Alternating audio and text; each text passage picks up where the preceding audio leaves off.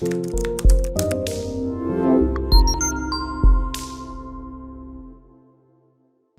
this is Valerie Van Boeven with the Senior Care Industry Netcast, where leaders with 3 or more years of experience share their advice. So let's get to it. In a few sentences, tell us who you are and what you do. Well, hi, Valerie. My name's Mike. I'm the owner of VYTA and VitaCare. We're a senior care facility company that has transitioned from more than just standard care options to more of a tech-based platform to allow multiple different healthcare providers to offer the service to seniors, as well as offer seniors a service that's not currently in place. Nice. So expand on that and tell me a little bit more about what you do, just the way you did before we were on our recording here. Sure. So we looked at the industry as what problems can be solved. And I saw that there are seniors that are reluctant to get care to get started with, whether it be price driven or time based. Maybe they don't want somebody with them 20, 30, 40 hours a week. So I tried to create a solution to that. And I found transportation being a large problem, as well as obviously lack of option in terms of time. So our app is based around somebody being able to select services by the task rather than by the time, and a safe way to transport people to and from doctors, grocery shopping, continuing standard life procedures without having to worry about having somebody there all the time. Right. So they have more flexibility in the number of hours and the number of days that somebody might be in their home. So, and it's app-based, which is great. So you're encouraging technology, and I love all things techie, so that piques my interest. That's awesome. Thank you. All right. So what's the best thing about serving aging adults? I think, beyond the obvious, what you hear all the time, it's so great, rewarding. I like the challenge. I found that the senior industry, the senior population is just left behind. There's no innovation. So I love the challenge of trying to create innovation solutions that aren't there. People say, oh, seniors can't use tech. Well, they went to the moon. What are you talking about? They're the generation that brought us there, So being able to provide them with the tools that we all enjoy every day that make our lives easier, providing them with that and encouraging the end of life, 75 to 100, shouldn't change. It should be equally as rewarding as the beginning stages.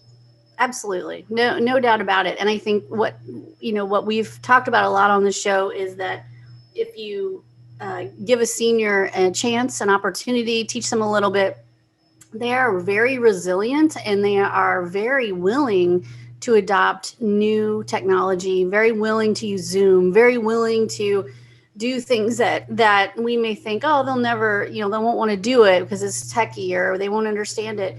And honestly, they really will. Not everybody will, but not every 20-year-old is a tech nerd either. Yeah. But they're willing to do it. They're very resilient. It's wild to me. I just had my first child, and the amount of crap that's available for kids is outstanding.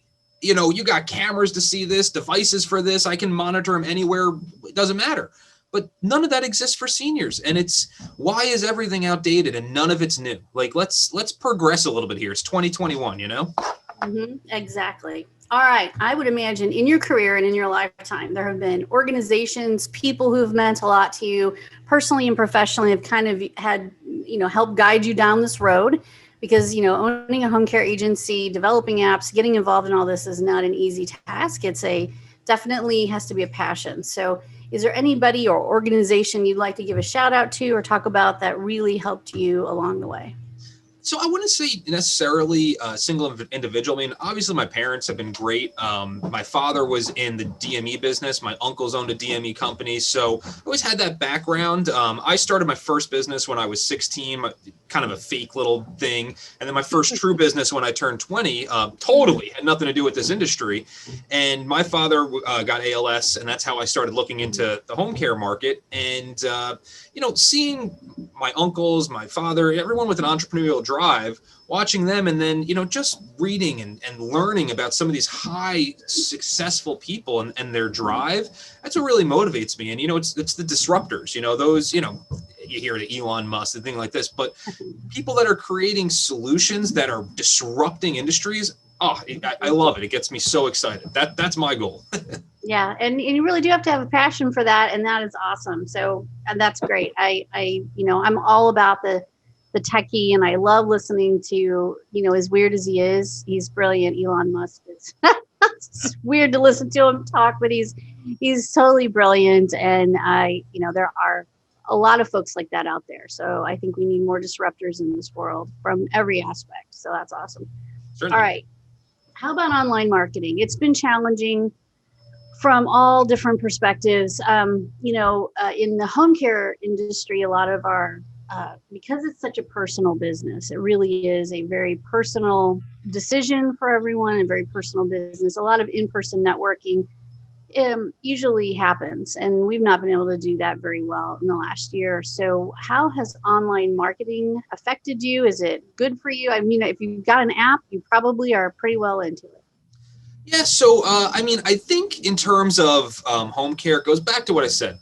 Nothing's changed. The whole business has been the same since conception. Mm-hmm. And it's go to your rehabs, knock on the door, give them a book of brochures, and it's always the same. So going into that digital front, which it gives you good tools, good analytics. Where I found challenges with it actually is where you get bad leads, where you make it specifically in home care. People don't know that insurance doesn't cover this. People don't know that, these are, you're calling because you need help, but hey, I actually can't afford this service. So what I've actually tried to do, and we're in the process of a rebrand, new websites coming out, things like that.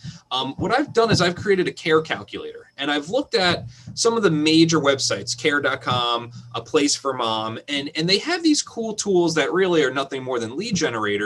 However, care.com is trying to send you to see this individual caregiver. You answer a series of questions, we give you an individual caregiver. Place for Mom, you answer a series of questions, we give you a radius of facilities. What I'm doing is I'm creating a care calculator to actually hone in the best service for you. What's the best care you can get? Because I haven't found anything like that. And I think that works in hand with the digital marketing. So if you have an ad running and you go on and you're able to find out from that ad specifically, maybe for me, overnight shifts are better, or a 10-hour shift is good, or a live-in is good, or just concierge as needed is good. Providing them with the solution in conjunction with that marketing plan is the way to do it. You can't just blanketly spread an ad out and hope you're going to get everybody. Right. You're right. When you do, any time you put yourself out there online in this market, it is a very, very confusing time for these families. They have no idea what they're looking for. They don't know what to type in. They don't know that Medicare doesn't pay for home care. That's private duty. They don't know that if they qualify for Medicaid. They don't even know what that is. They don't know the difference between the word Medicare and Medicaid. They don't know what home health is versus non-medical home care. I mean, there's so much terminology, and if you're not in this industry, there's no way you can instantly understand it all. It takes time, it takes education. And so often when people run Google ads or they're buying leads, the challenge is that this is a person who is going to have sticker shock no matter who they talk to. They had no idea. And it's definitely an educational process. And for some people, it doesn't matter how much education you give them, they're still not going to be able to afford it. So it really is a challenge. You're right. And I think a care calculator sounds like an awesome idea. Just like we have mortgage calculators, just like we have insurance calculators. Why not get at least some estimate of how much care would cost? Not even necessarily cost, but what's the appropriate care for you? I feel like, people land on a home care site and you see terms like you just mentioned. I don't know what live-in is. How many people confuse live-in with 24-hour service? Absolutely. So leading the horse to water, so to speak, providing them with the appropriate care that would be needed, I think is a huge part of it. And, and for other agencies that aren't doing digital or afraid of digital, although it's a bit more expensive, but hiring a professional to really come in and create a correct SEO platform, to collect a drip campaign, to really hone in on people and constantly message them, because a lot of this is somebody goes on for research and they're not ready to make a decision for a month, 2, 3 months, maybe a year. So being able to continuously be in touch with these people, professionals may be able to do it better than yourself. So don't be afraid to do that. Yep, absolutely. Drip campaigns are the way. And if you don't know what a drip campaign is, that means emailing, every few days, every couple of weeks, and having a monthly newsletter. To me, all of those things are very important when it comes to follow up, because I give this analogy. People start out on the sidewalk. They know there's something wrong. They know that mom's not going to be able to stay in this house much longer, or maybe not much longer without somebody to help her every now and then. And they're on the sidewalk, and then they merge into traffic, and they start realizing what's going to happen. And then at some point, if mom falls and breaks a hip, or she gets pneumonia this winter, or whatever might happen, now they're in the fast lane. She's being discharged from the hospital and they need care right now. So I like to use that analogy of, they start out on the sidewalk, but within the next 6 months, if something totally awful doesn't happen, then they're probably going to be in the fast lane. And the more you stay connected with that person, that family, the better off you'll be as far as getting their business. And you don't have to call them every week. You don't have to do that. You can follow up with educational information on a regular basis without harassing, without being annoying. Well, they'll associate, if they're learning something from that drip campaign, they're going to associate care with your company now. Yeah. And I'll quickly give you a good analogy that I heard that I loved. When I first started creating my own PPC campaigns, I was just creating ads and go right to my homepage. That's what I did. And a lot of people make that mistake. And what was taught to me that resonated was, if you need to go to the store and buy a hammer, you walk in the front door. Now you got to walk the whole store, find that specific aisle, that specific row, find it right on there. Mm-hmm. So that's the same idea as, your ad is now focused to a homepage. Let that ad bring you to a landing page that is specific to what you're trying to sell. And you eliminate all that wasted time for the user.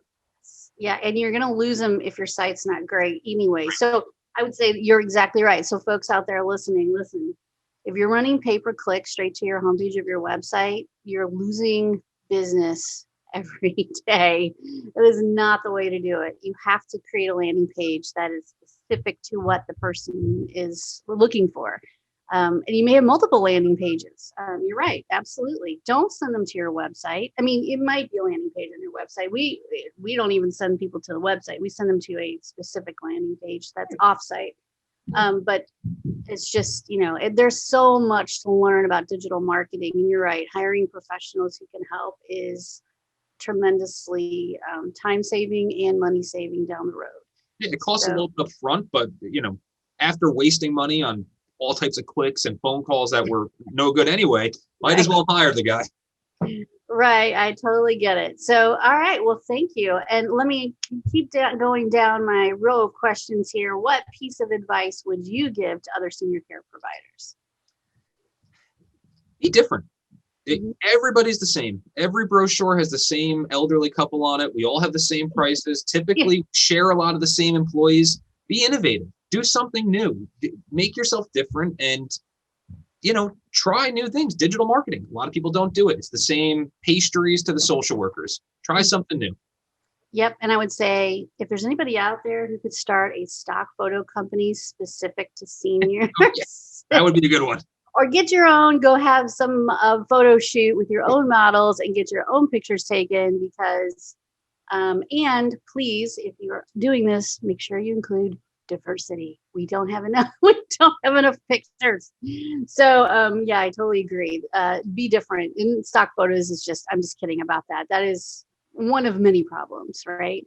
But everybody's using the same lovely, beautiful woman. I wonder if these folks know that they're on every. I would imagine. I mean, when I first started, I got so intimidated. I walked into my first social worker's office to hand out my brochures, and I thought they looked so good. And then all of a sudden I looked at the wall of 40 other companies with almost the identical brochure that I had. Yeah. And it's, you gotta be different. You gotta create new solutions. And one of the things we're trying to do, we're trying to break them in for full-term care situations, trying to sell them as packages. So instead of saying I'm going to be here hourly, turn that into a product, if you will. Hey, do you want the night owl shift, and bundle it as a single price, something a consumer can really get their hands around rather than what everybody else is selling. Yeah, I agree. That definitely makes sense. Packages help people put things into perspective and know what their budget is, and it's definitely helpful. All right, so you've given us a lot of good advice when you have a win in life or in business, and it could be anything, little or big. Well, how do you like to celebrate? It really depends. I mean, something major, like to get away for a little bit, go on a quick trip. Love skiing, but typically like to just have a glass of wine, hang with my wife, have a fire, maybe buy a nice steak, do some grilling, something simple, but fun. A good meal is always a good steak. That's always great to celebrate. I just treated myself to the big green egg. Best thing I ever bought. Oh yeah, I've heard of that. My husband would love one of those. Yeah, yep. Nice. We'll have to think a little harder about that. Yep. All right. Well, I want to thank you for being on the show, for introducing us to your business, your app, and we'll make sure that all your website and your contact information is with us. So thanks for doing it. I appreciate it. Great, Valerie. Thanks. I appreciate it.